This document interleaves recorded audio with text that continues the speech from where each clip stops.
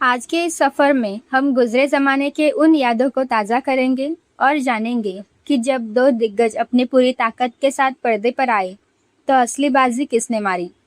किस फिल्म ने box office की तिजोरियों को भर दिया और किसे दर्शकों की बेरुखी झेलनी पड़ी।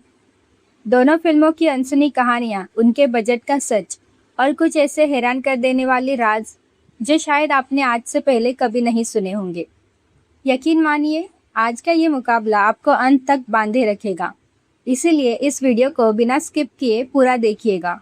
चलिए सबसे पहले बात करते हैं उस दौर के सबसे व्यस्त और लोकप्रिय अभिनेता मिथुन दा की। साल 1995 मिथुन दा के करियर के लिए किसी सुनहरे सपने जैसा था। उस एक अकेले साल में उन्होंने एक या दो नहीं, बल्कि 8 से भी ज़्यादा फिल्मों में मुख्य भूमिकाएं निभाई। अहंकार, गुनहगार, जल्लाद, निशाना, जख्मी, सिपाही, लिस्ट बहुत लंबी थी। और सबसे मज़ेदार बात ये थी कि इनमें से ज़्यादातर फिल्में बॉक्स ऑफिस पर अपनी लागत वसूल कर मुनाफा कमा रही थी। लेकिन इसी भीड़ के बीच 28 जून 1995 को एक ऐसी फिल्म रिलीज़ होती है जो बाकी सभी फिल्मों से बिल्कुल जुदा थी, जिसने सिर्फ मारधाड़ नहीं दिखाई, बल्कि दर्शकों की रूह को कंपा कर रख दिया। उस फिल्म का नाम था रावण राज। इस फिल्म में मिथुन दा ने एक पुलिस ऑफिसर अर्जुन वर्मा का किरदार निभाया, जो कानून का पक्का है, ईमानदार है और जुर्म के आगे कभी घुटने नहीं टेकता। लेकिन एक बेहतरीन हीरो के सामने जब एक खौफनाक विलन ना हो, तब तक कहानी में मज़ा नहीं आता। और इस फिल्म में विलन के रूप में सामने आए आदित्य पंचोली, जिन्होंने डॉक्टर अमित खुराना का एक ऐसा दोहरा चरित्र निभाया जो ऊपर से तो मसीहा था, पर अंदर से शैतान। वहीं दूसरी तरफ शक्ति कपूर ने ऑटो केसरिया के रूप में क्रूरता की सारी हदें पार कर दी। इनके साथ मधु ने गीता का किरदार निभाया और हरीश कुमार तथा शिवा आकाशदीप ने कहानी को आगे बढ़ाने में अहम भूमिकाएं निभाई। इस पूरी डार्क और सस्पेंस भरी कहानी को पर्दे पर उतारा था मशहूर डायरेक्टर टी रामाराव ने। अगर रावण राज की कहानी की बात करें तो ये सिर्फ एक साधारण पुलिस और चोर की लड़ाई नहीं थी। ये एक ऐसी क्राइम थ्रिलर थी जो उस समय के समाज के सबसे गंदे चेहरे को बेनकाब करती थी। कहानी की शुरुआत होती है माया नगरी मुंबई से, जहां अचानक एक के बाद एक कई मासूम लड़कियां गायब होने लगती हैं। शहर का माहौल खौफ ज़दा हो जाता है, माता पिता डरे हुए हैं और पुलिस के हाथ खाली। ऐसे नाजुक मोड़ पर केस की कमान सौंपी जाती है एसीपी अर्जुन वर्मा को। जब अर्जुन अपने तहकीकात शुरू करते हैं तो कड़ियाँ चुड़ते चुड़ते एक साधारण से दिखने वाले ऑटो ड्राइवर ऑटो केसरिया यानी शक्ति कपूर तक पहुँचती है। लेकिन ये तो सिर्फ एक मोहरा था। जैसे जैसे अर्जुन वर्मा इस दलदल के भीतर जाते हैं, उन्हें पता चलता है कि ये सिर्फ अपहरण का मामला नहीं, बल्कि इसके पीछे इंसानी अंगों की तस्करी या किडनी रैकेट का एक बहुत बड़ा और घिनौना काला धंधा चल रहा है, जिसे डॉक्टर अमित खुराना चला रहा है। अर्जुन को इस बात का भी एहसास होता है कि इस खेल के तार बहुत ऊपर तक जुड़े हैं, जिसमें बड़े बड़े नेता और रसूखदार लोग शामिल हैं। जब पूरा सिस्टम बिक जाता है और कानून के हाथ बन जाते हैं, तब अर्जुन वर्मा को न्याय करने के लिए खुद संहारक बनना पड़ता है। फिल्म का क्लाइमैक्स बेहद दमदार था, जिसने दर्शकों को कुर्सियों से बांध कर रखा। इस डार्क और थ्रिलिंग कहानी के बीच फिल्म के गानों ने दर्शकों को राहत देने का काम किया। फिल्म में कुल 6 गाने थे, जिनका संगीत उस दौर के उभरते हुए संगीतकार विजू शाह ने दिया था। गाने इतने शानदार थे कि उस समय हर रेडियो और टेप रिकॉर्डर पर यही गूंजते थे। अब बात करते हैं उस दिलचस्प और अनसुने फैक्ट्स की, जो रावण राज को और भी ज़्यादा खास और यादगार बनाते हैं। बहुत से लोग सोचते हैं कि ये एक महज काल्पनिक कहानी थी, लेकिन ऐसा नहीं है। ये फिल्म 80 के दशक के मद्रास अब चेन्नई के एक बेहद कुख्यात और खौफनाक सीरियल किलर ऑटो शंकर के असल जीवन की घटनाओं से प्रेरित थी। यही वजह थी कि फिल्म का माहौल इतना डार्क और सस्पेंस से भरा हुआ था। रावण राज असल में 1990 की ब्लॉकबस्टर तमिल फिल्म पुलन विसारनाई की ऑफिशियल हिंदी रीमेक थी, जिसमें साउथ के दिग्गज विजयकांत ने मुख्य भूमिका निभाई थी। कहा तो ये भी जाता है कि फिल्म को ओरिजिनल टच देने के लिए मिथुन दा ने कई दृश्यों में बिल्कुल वैसे ही कपड़े पहने थे जो ओरिजिनल फिल्म में विजयकांत ने पहने थे। जब फिल्म की शूटिंग लगभग पूरी हो चुकी थी, तब मेकर्स को लगा कि फिल्म थोड़ी ज़्यादा गंभीर हो गई, इसलिए दर्शकों के मनोरंजन के लिए हरीश कुमार और शिवा आकाशदीप के किरदारों को बाद में स्क्रिप्ट में शामिल किया गया था।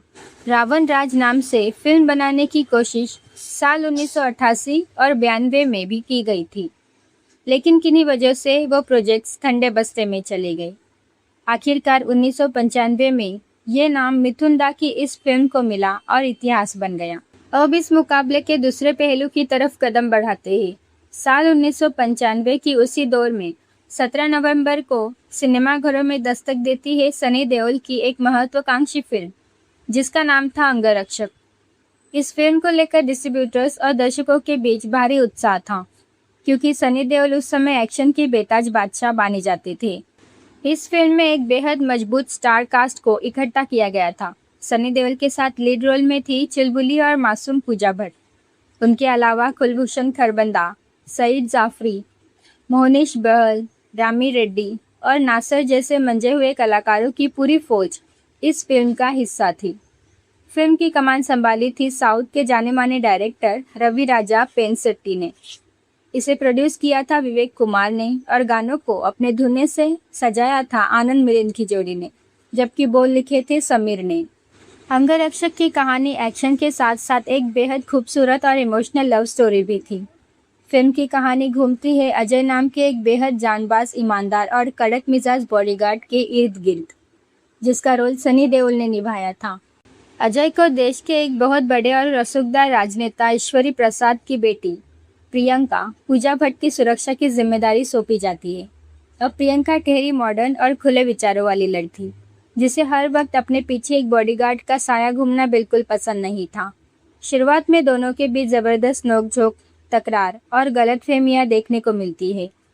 प्रियंका अजय को परेशान करने का कोई मौका नहीं छोड़ती, लेकिन जब अजय अपनी जान की बाजी लगाकर प्रियंका को हर मुसीबत से बचाता है, तो ये नफरत धीरे धीरे गहरे सम्मान और फिर अटूट प्यार में बदल जाता है।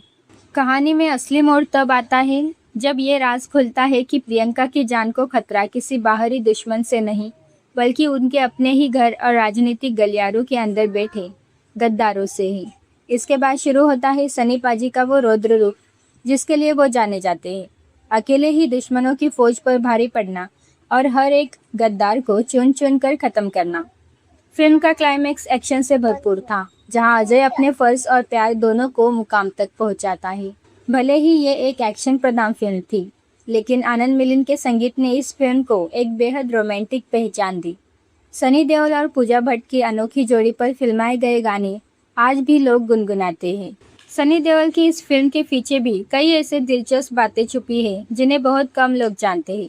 इस फिल्म के लिए मेकर्स ने सबसे पहले उस दौर की बेहद सनसनीखेज एक्ट्रेस दिव्या भारती को लीड रोल के लिए चुना था।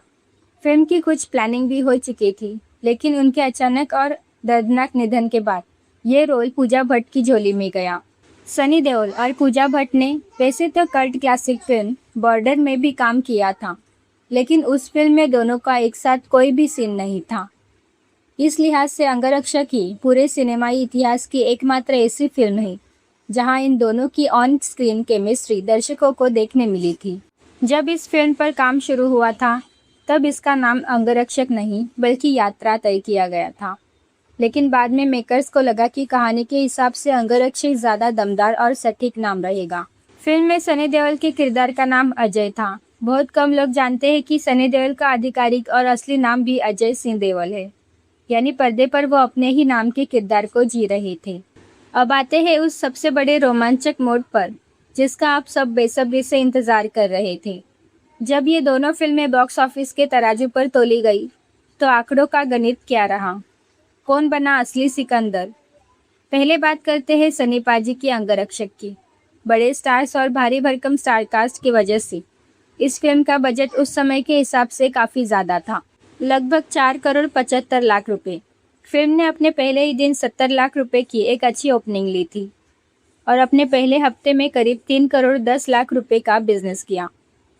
अगर कुल कमाई की बात करें तो भारत में इस फिल्म ने 5 करोड़ 65 लाख रुपए का नेट कलेक्शन किया, जबकि दुनिया भर को मिलाकर इसका total box office collection 9 crore 82 lakh रुपए रहा। बड़ी स्टार पावर और इतनी कमाई के बावजूद अपने भारी बजट के कारण इस फिल्म को बॉक्स ऑफिस पर सिर्फ एक एवरेज फिल्म का दर्जा मिल सका। हालांकि ये साल 1995 की 17वीं सबसे ज़्यादा कमाई करने वाली फिल्म बनी थी। अब नज़र डालते हैं मिथुन दा की रावण राज के आंकड़ों पर। इस फिल्म की सबसे बड़ी यूएसपी इसका बजट था। ये फिल्म बेहद सीमित और कम बजट में बनी थी, मात्र 1 करोड़ 50 लाख रुपए। लेकिन जब ये फिल्म रिलीज हुई तो इसके सस्पेंस और कंटेंट ने बॉक्स ऑफिस पर तहलका मचा दिया। फिल्म ने वर्ल्ड वाइड 8 करोड़ 80 लाख रुपए का शानदार बिजनेस किया।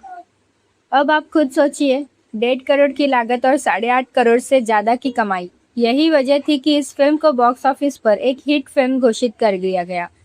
यह फिल्म 1995 की 18वीं सबसे ज़्यादा कमाई करने वाली फिल्म रही। इसके साथ ही ये फिल्म डायरेक्टर टी रामाराव और मिथुन दा की जोड़ी की आखिरी फिल्म भी साबित हुई।